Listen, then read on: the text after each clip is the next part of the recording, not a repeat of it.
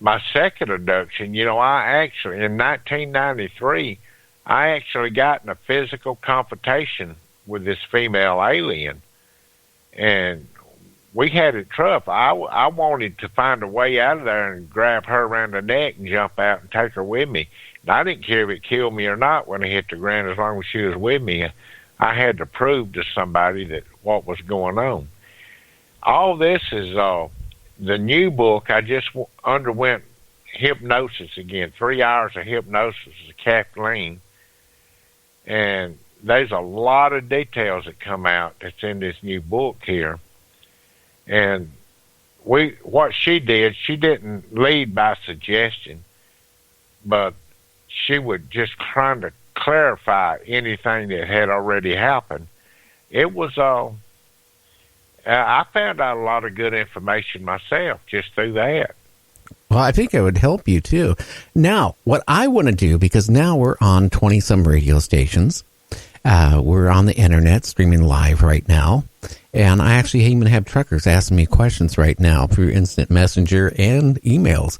But here's the questions I want to talk to you about. The first abduction, when you and Charles, okay, you were at work, and all of a sudden, was it him or you that wanted to go fishing? No, he actually the one that wanted to go fishing. We lived together. I was renting a room in his house from him, and we lived together, and we just kind of wanted to go unwind. We had talked about it. And Charlie and I had fished together a good deal before then, but this was just my first day at work with him then. And what type of work were you doing at that time? Well, I was working in a shipyard. I had came down from Laurel. I was in the oil field working 16 hours a day, 7 days a week. And I was fixing to get married, and I needed a different job. So I called Charlie up, and he had an opening as a ship fitter in the shipyard. So this was actually October the 11th was my first day at the shipyard. First day there and the first day to go to work.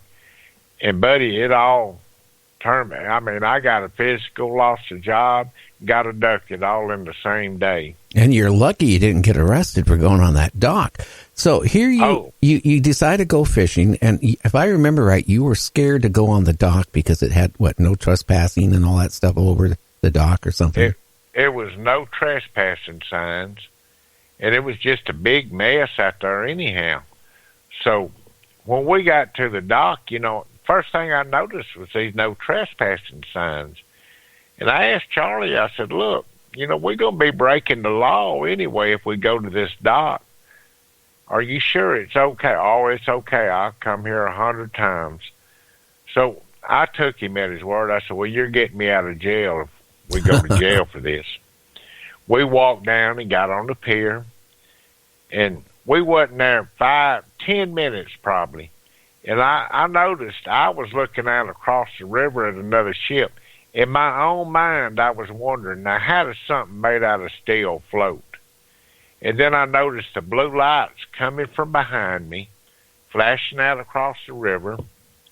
And it was the same lights like they use on these patrol cars. So I stood up and turned around, and I just knew we was fixing to go to jail or get run off. I bet you were on that. Yeah, that was kind of scary. Now, I had rather be in jail than where we went. But that's when the lights got real bright, when we turned around and started looking. And I thought, well, these nuts are throwing a spotlight on us, trying to scare us or see who we are or something. But actually, this bright light was coming out of the craft. And then that's when I noticed there was 3 robotic-looking beings just kind of coming toward us. They looked like Green Bay Packers, like football players. They didn't have no necks. Their heads just sat down on their shoulders. It couldn't really make them out real good at the time that they had got there. But when they got to us, then we started seeing some facial features. There's 2 of them got a hold of Charlie. One got a hold of myself. Now, what did they look like? that's when they injected us with something to kind of relax us a little bit. Wasn't so scary then. Were they what were their features like, and did they make any verbal sounds or anything like that towards you? No, they didn't make any sounds at all that I could hear now. But you know, you got this water running by you and all. But they kind of grayish in color, and I described their skin like an elephant or a manatee that you've seen. Their facial features, now I didn't really see no facial features because my eyes were still adjusting. Charlie said they had little antennas sticking out of it. Now, when they injected us, they carried us, floated us to that door on a craft. And then they took me inside to an examination room. Now, I've lost sight of Charlie. All I could do was kind of roll my head a little bit and roll my eyeballs. And they laid me on what looked like a glass table. Now, actually, the table was beautiful. I mean, I would love to have one of these at home. But they laid about a 45-degree angle on a glass table. Now, this is when it got kind of wild. This robotic-looking machine, the way they moved was mechanical-looking. He backed up to the wall. Now, I didn't understand this. I couldn't move because of being sedated, I guess. But out of the corner of my eyes, you know, I was looking up at the ceiling, and something just came down from the ceiling about the size of a deck of cards. It started going around my head, and it was clicking each revolution, and then it stopped right in front of my head and shot back up into the ceiling. Now, this is when it kind of got eerie. I felt a presence. I didn't see it right then, but then I rolled my head and seen what looked like a female looking, actually, to me, she looked fairly normal. Looked kind of like a human. I mean, it wouldn't have been a scary situation if I hadn't have been in this situation. If I'd been in a bar or something, I would have probably asked her out on a date or something if I hadn't been getting married. Oh, Calvin. So that's how normal she looked. And did she have hair like a human and all that, those type of features? She had blondish hair. Now, it looked kind of bluish-green because of the lights. But when I went under hypnosis with Kathleen, we found out that she definitely had blonde hair and a bluish-gray suit on. So, you know, that was more details that came out under this hypnosis deal. But the only thing that kind of looked different on her was her hands. Now, she had normal-looking 5 fingers, but her 2 middle fingers was longer than what ours would normally be. That was the only difference I could really see. But she had eyes, nose, mouth, ears, hair. Okay, I gotta ask you, did she have breasts like a regular Earth woman? I was fixing to mention that.